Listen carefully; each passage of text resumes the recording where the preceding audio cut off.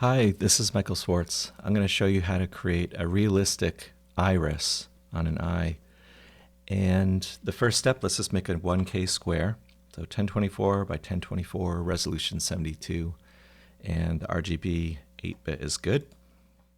Let's make a few guidelines. Go to the View menu and go to New Guide and set this to be 50% horizontal and vertical.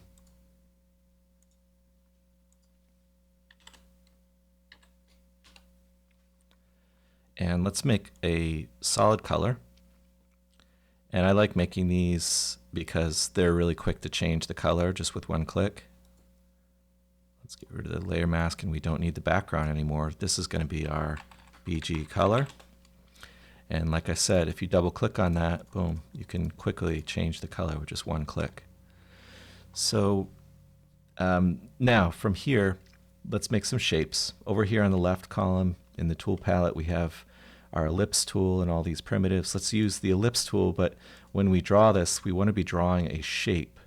Okay, we'll get to the path in a moment, but the shape is what we want for this first pass. Option Shift Drag to draw our initial shape.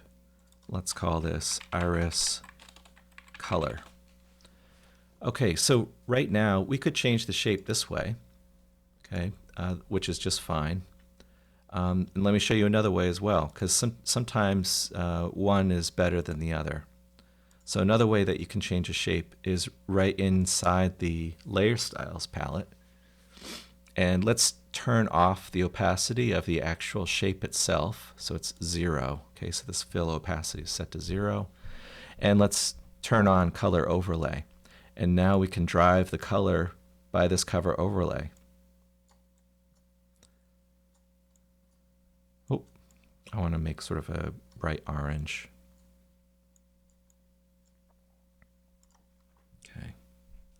Okay, so that's good for now. And now let's duplicate this. So Command J to duplicate that layer. And let's call this iris edge gradients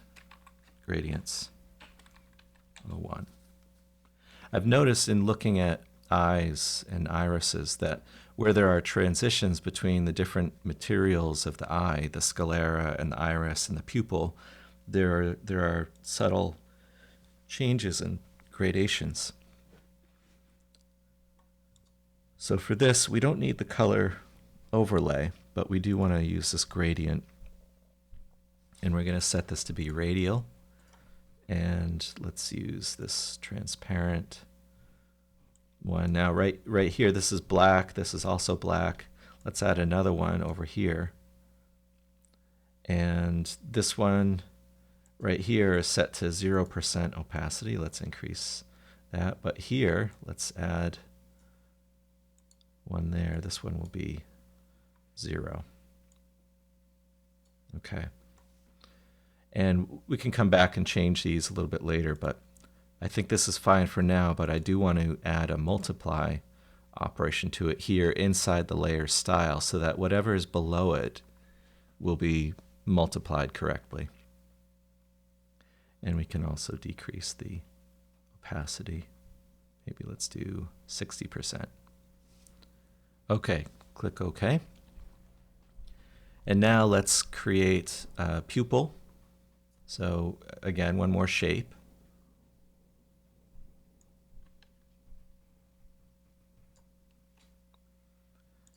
And this will be, let's just call it pupil.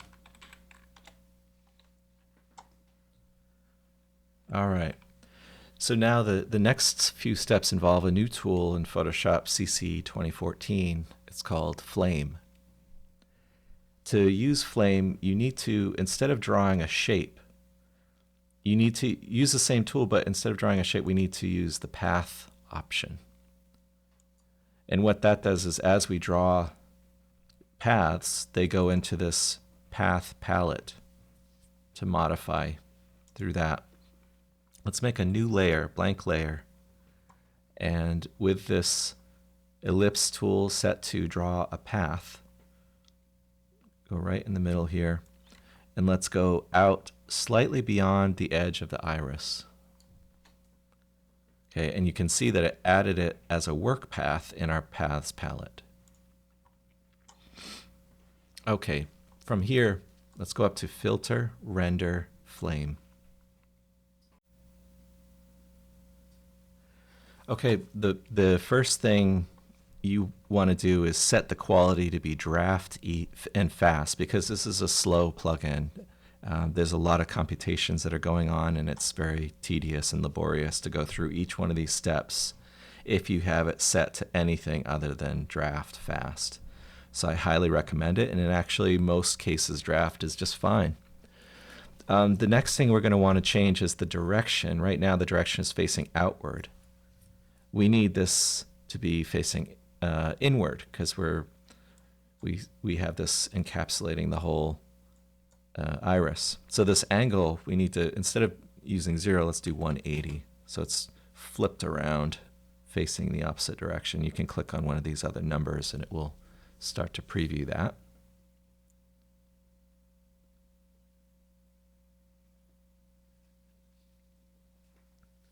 Okay, so that's kind of cool. Let's maybe increase the length here. Let's go to 380. And I'm also going to affect the interval value, perhaps decrease it slightly so that there are more spaces, more black spaces between the tendrils. Let's do, actually that might be as low as it can go. But we can, you know what we can do is we can change the width. Let's change the width to be 30. The interval only goes down to 10, I guess. Okay, maybe a little too far there. Let's go up to 40.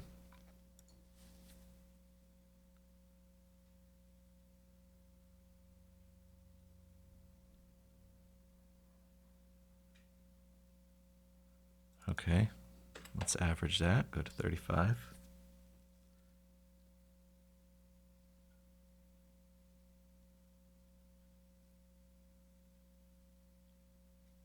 Okay, nice, I'm liking that, so let's click OK on that.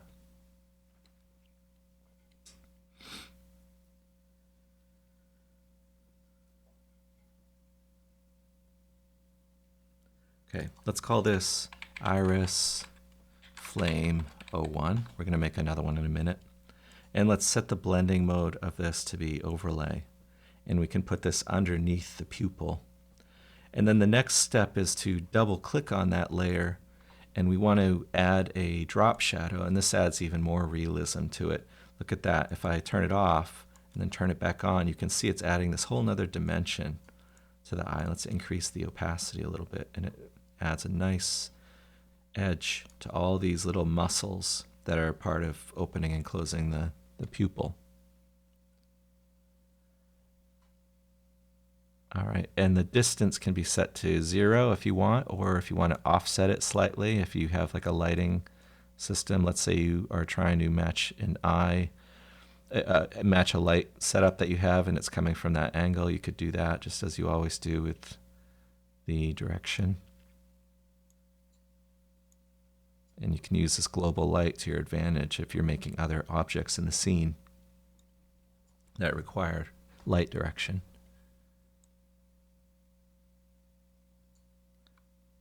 Okay, something like that.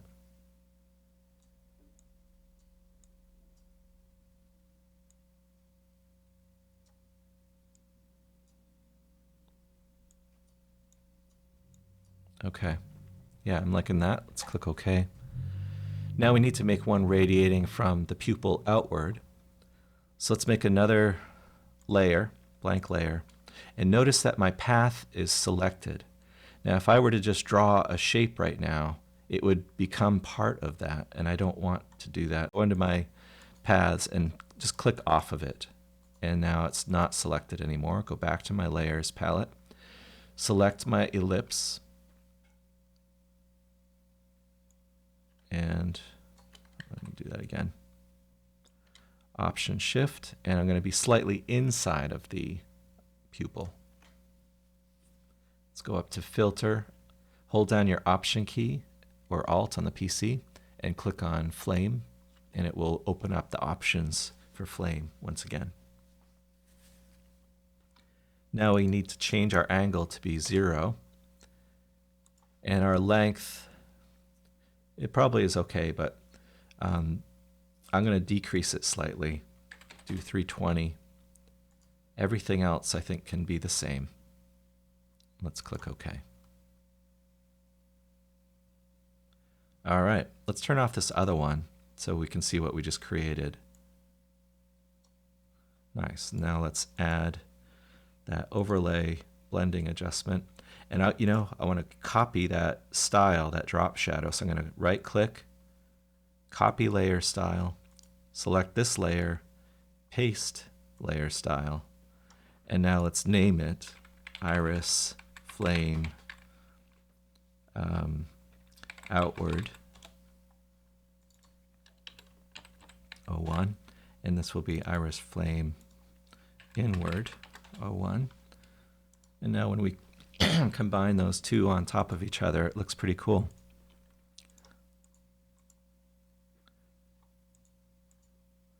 And perhaps we can adjust this drop shadow's darkness a little bit more.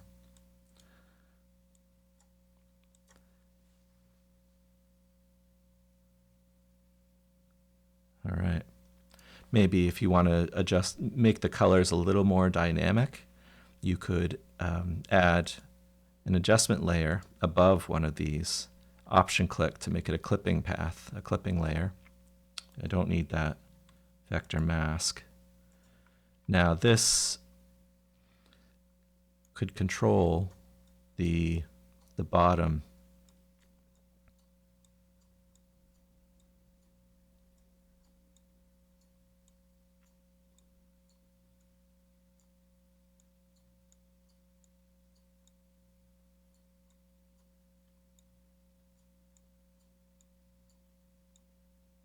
Okay, so that seems nice.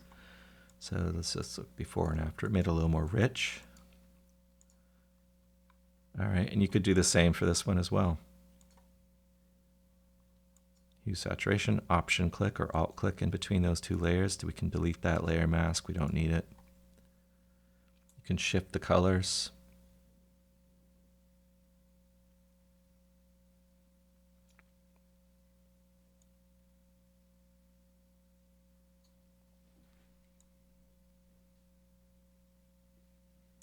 All right.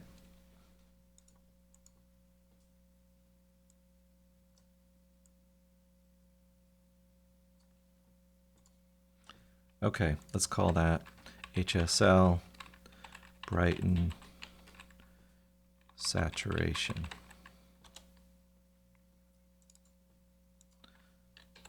Should say Iris.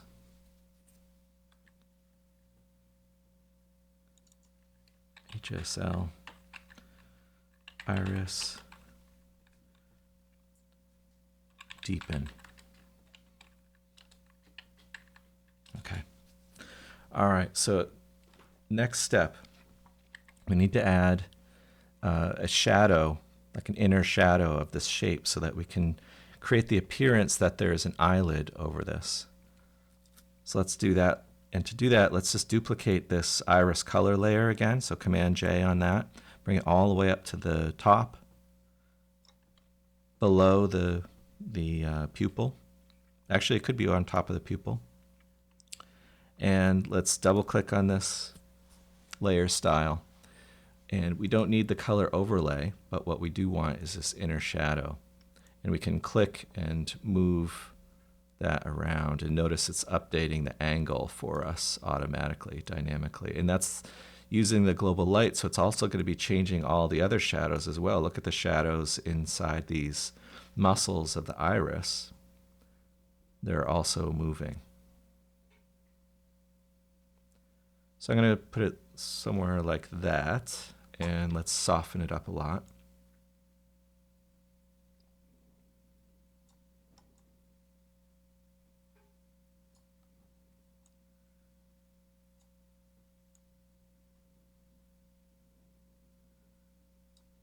We might want to warm that up, instead of just using a pure black, we could add just a tiny bit of color to it, and it will really look nice since we're multiplying it.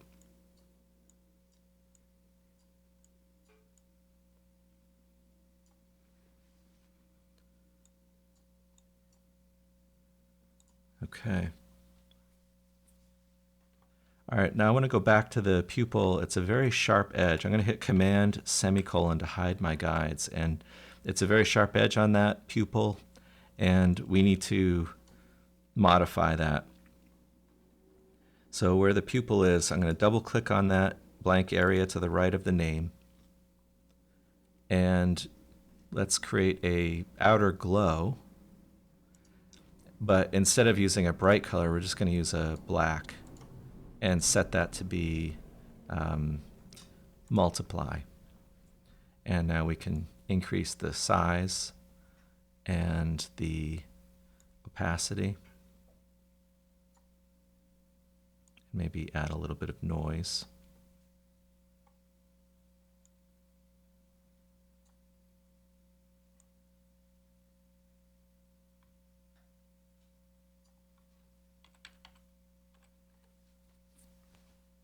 So it looked like 100% was what I needed for that. Okay, so let's click OK there. And the next step is I want to create a ding, and a ding is just the reflected light from a light source. So let's go up here, make a new shape. So we'll use our ellipse again, but be sure to set it to be shape and not path. Okay, and so here we will add our ding.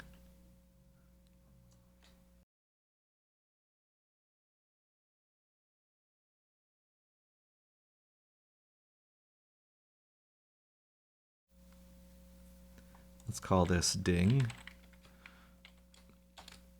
01. You might find you need to add more than that, but I'm just going to stick with 1 for now. Okay, so now we've got a pretty good shape so far. Let's throw all of these, let's clean up the edge here a little bit and put all of these in a group. So select all those layers, right click, and group from layers. Let's call it GRP Iris.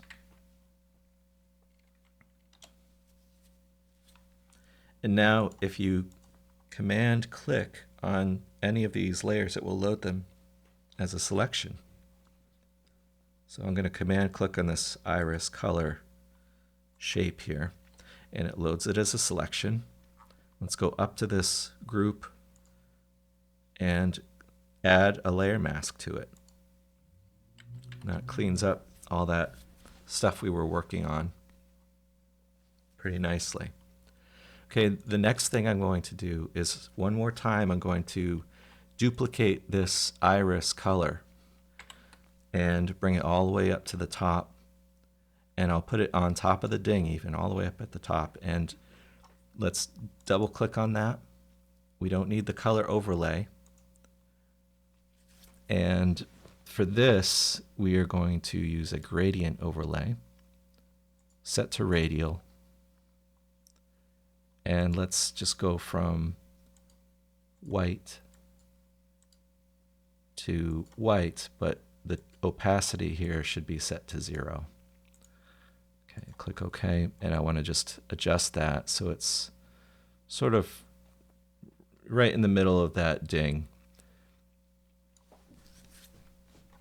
Okay, and now we can add a linear dodge.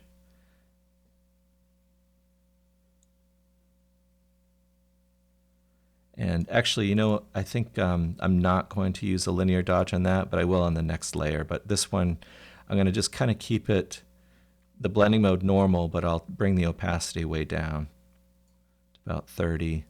Let's actually crank it up really big, so just so I can see what I'm looking at. And I think I need to shrink it down to, yeah, 64%, and now I'll bring the opacity down. This is just a subtle sort of light lens artifact that you might see. Okay, let's click OK. And now let's duplicate that layer. And let's double click on that gradient overlay. And let's reverse it. So now it's the opposite of that. And now we can, on this one, increase the opacity. And you can see what we're going to be affecting is this area that's white. And I want to set that to be a linear dodge add. And now we can decrease. And perhaps we need to scale that up just to see what we're doing. Let's increase that opacity and just play with the scale just for a moment. And this is simulating the light that's going to be cast across one part of the iris.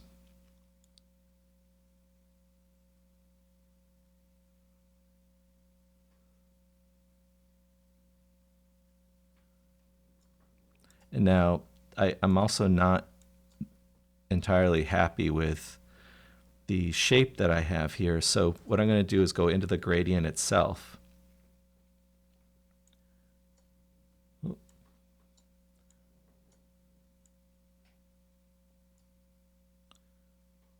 Okay, and just make it a little tighter just along this bottom edge here. Okay, and we'll click OK. Now we can do a linear dodge add and affect the transparency.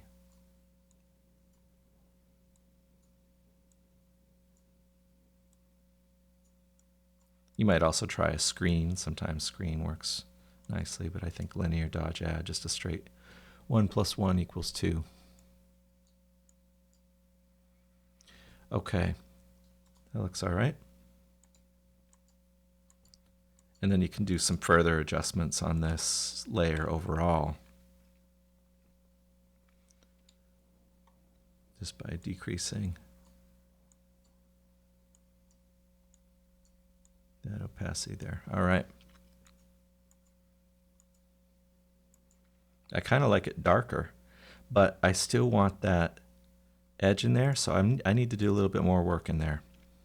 I'm going to bring it back up to 100%, and I want to edit this ramp. And sometimes you can start from one of these other ramps because they're like quickly set up. Let's click OK. Make sure we're using Radial Still. And you know, who knows what happens. Sometimes you get really amazing results and it's like a happy accident just from playing around with these blending modes and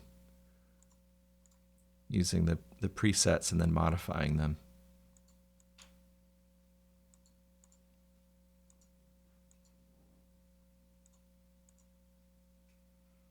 That's interesting. Let's go up here to that darken and multiply.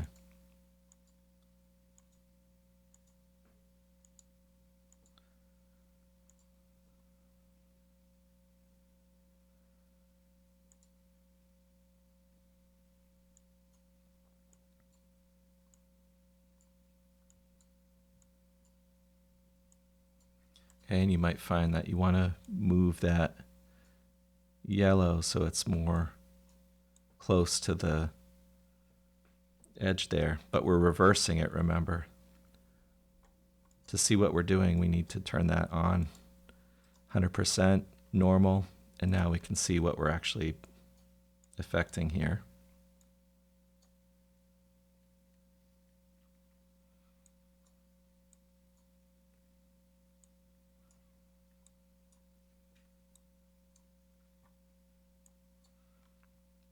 And I think for that color, I'm going to set it to be black.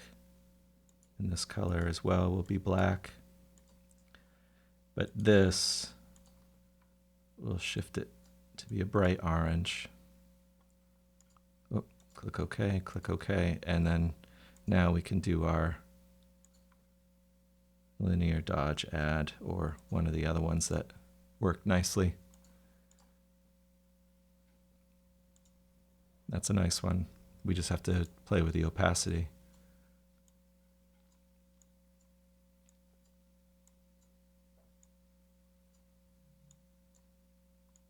Okay. All right, now let's just do one more thing to this ding. Let's go up to the ding and double click on that, and let's just give it a glow. Whoop, not an inner glow, an outer glow. Let's make it pure white.